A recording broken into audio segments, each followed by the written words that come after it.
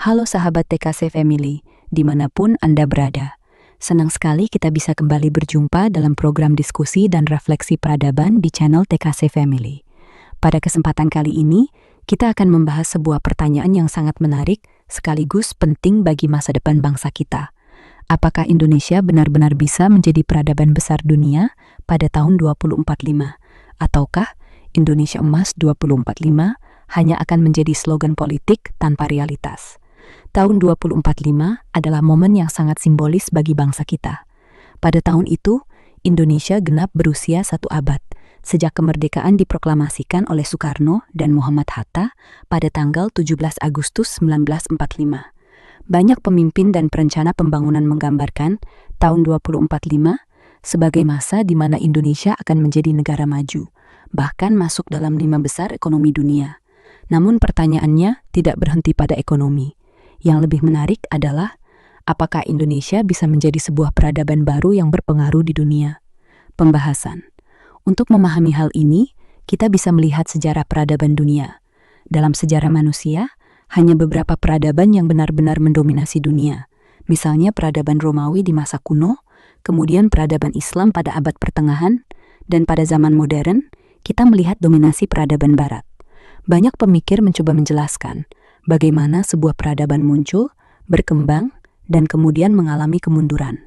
Salah satu pemikir yang terkenal dalam hal ini adalah Oswald Spengler, seorang filsuf sejarah dari Jerman. Ia menulis buku terkenal berjudul The Decline of the West, yang menjelaskan bahwa setiap peradaban memiliki siklus kehidupan seperti makhluk hidup. Menurut Spengler, peradaban akan lahir, berkembang, mencapai puncak kejayaan, kemudian perlahan-lahan mengalami kemunduran. Jika teori ini benar, maka dominasi Barat yang kita lihat hari ini suatu saat juga akan mengalami penurunan. Namun pertanyaannya adalah, siapa yang akan muncul setelah itu? Apakah Asia? Apakah Cina? Apakah India? Atau mungkinkah Indonesia? Potensi Indonesia? Jika kita melihat secara objektif, Indonesia sebenarnya memiliki beberapa potensi besar. Pertama adalah jumlah penduduk yang sangat besar. Saat ini, penduduk Indonesia mendekati 280 juta jiwa, menjadikannya salah satu negara dengan populasi terbesar di dunia. Kedua adalah bonus demografi. Dalam beberapa dekade ke depan, sebagian besar penduduk Indonesia berada pada usia produktif. Ini merupakan peluang besar untuk pertumbuhan ekonomi. Ketiga adalah posisi geopolitik. Indonesia berada di jalur perdagangan dunia yang menghubungkan Asia Timur, Timur Tengah, dan Australia.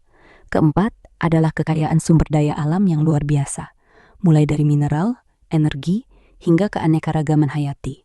Dengan potensi tersebut, tidak mengherankan jika banyak analis memprediksi bahwa Indonesia akan menjadi salah satu kekuatan ekonomi besar di masa depan. Namun, menjadi negara dengan ekonomi besar tidak otomatis berarti menjadi peradaban besar. Syarat menjadi peradaban besar, sejarah menunjukkan bahwa sebuah peradaban besar biasanya memiliki beberapa kekuatan utama. Yang pertama adalah kekuatan ekonomi. Yang kedua adalah kekuatan teknologi. Yang ketiga adalah pengaruh budaya.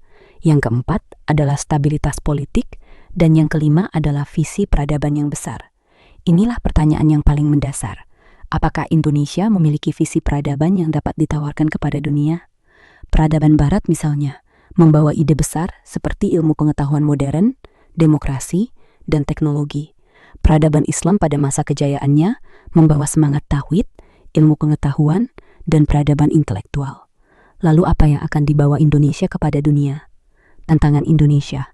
Di sisi lain, Indonesia juga menghadapi beberapa tantangan serius. Salah satunya adalah kualitas pendidikan yang masih perlu ditingkatkan. Kemudian ketergantungan terhadap teknologi luar negeri. Selain itu, ada juga tantangan seperti ketimpangan ekonomi, korupsi, dan oligarki politik yang bisa menghambat kemajuan bangsa.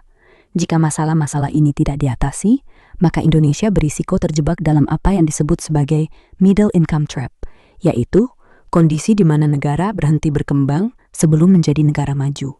Perspektif Islam.